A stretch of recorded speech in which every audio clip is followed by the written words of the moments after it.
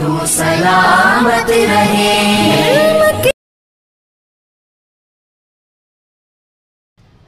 میرے محترم بزرگوں، بھائیوں اور دوستوں، السلام علیکم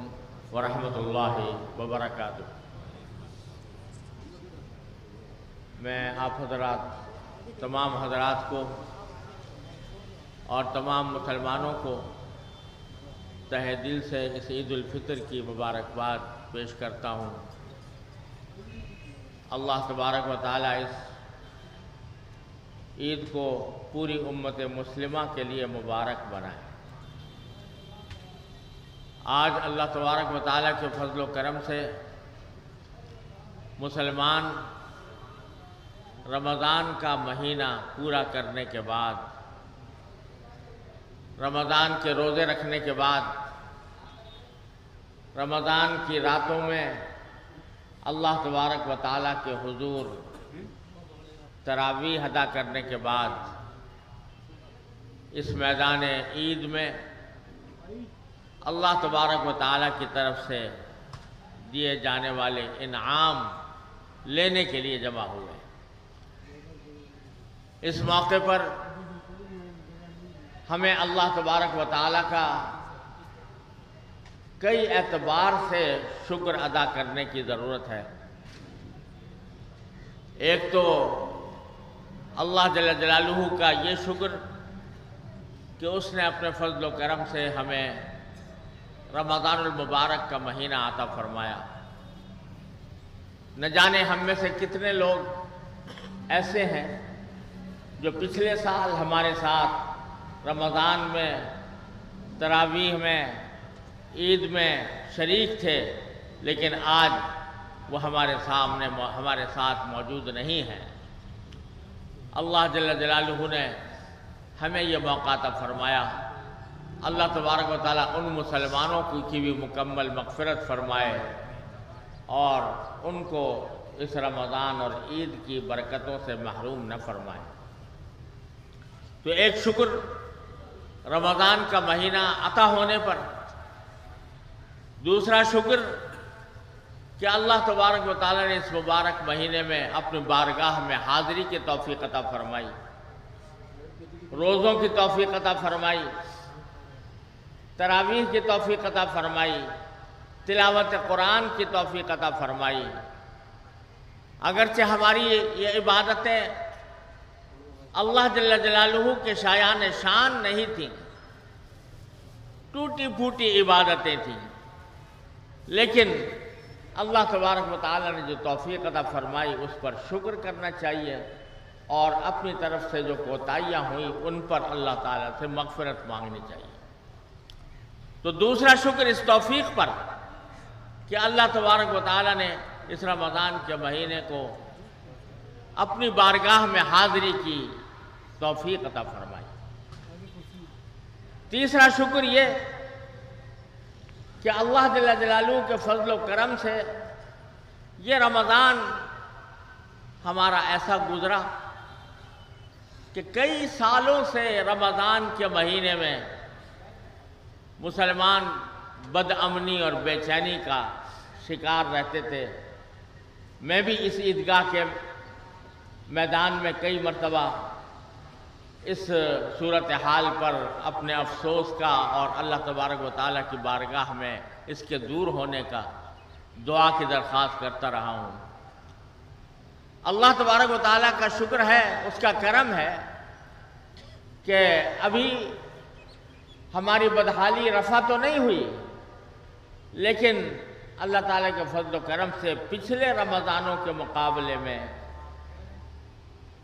بہتر صورتحال اللہ تعالیٰ نے عطا فرمائی۔ امن و امان کی صورتحال پچھلے کئی سالوں کے مقابلے میں اللہ تبارک و تعالیٰ نے بہتر فرمائی ہے، اور خاص طور سے ہمارا شہر عرصہ دراز سے جن مصائب اور آلام کا شکار رہا ہے، جس طرح یہاں بد امنیاں ہوتی رہی ہیں، اللہ تبارک و تعالیٰ کے فضل و کرم سے اس میں کمی آنی شروع ہوئی ہے، اور ابھی ختم تو نہیں ہوا وہ سلسلہ، لیکن الحمدللہ کمی آئی ہے، تو اس پر اللہ تبارک و تعالیٰ کا شکر ادا کرنے کی ضرورت ہے۔ اور حقیقت یہ ہے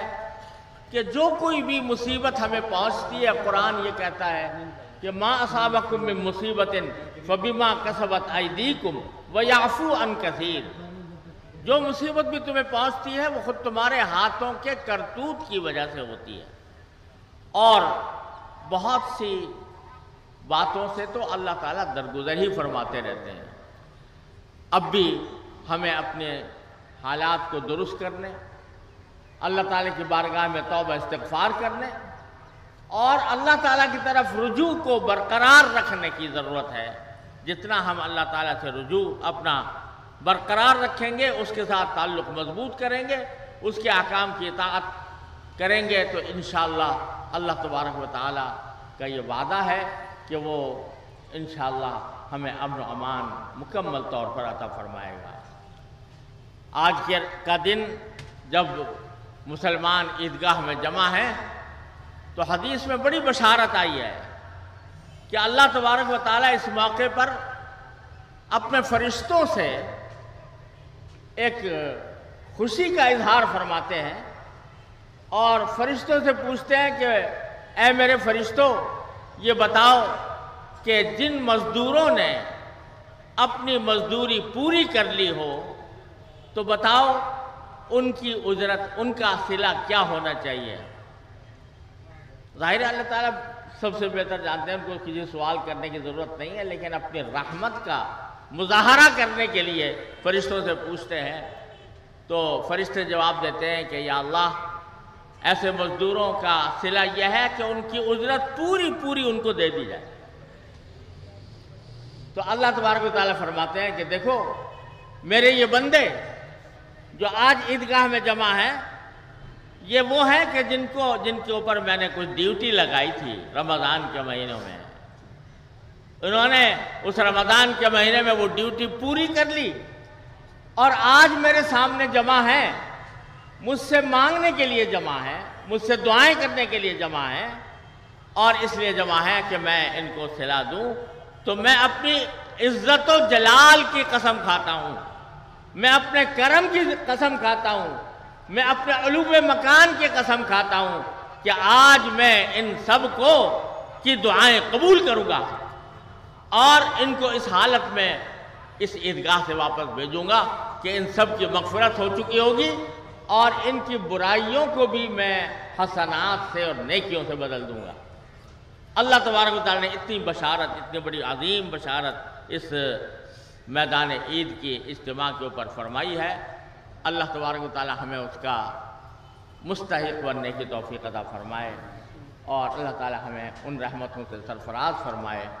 اب نماز کا وقت ہو گیا ہے، سب حضرات صفیں درست کر لیں اور اس طرح اہتمام سے صفیں درست کریں کہ مونڈوں کے مقابلے میں مونڈے اور ٹخنوں کے مقابلے میں ٹخنے ہونے چاہیے۔ اگلی صفیں پہلے مکمل کی جائیں جب تک اگلی صف میں جگہ خالی ہو، پیچھے کھڑے نہ ہوں، اور اس بات کا خیال رکھیں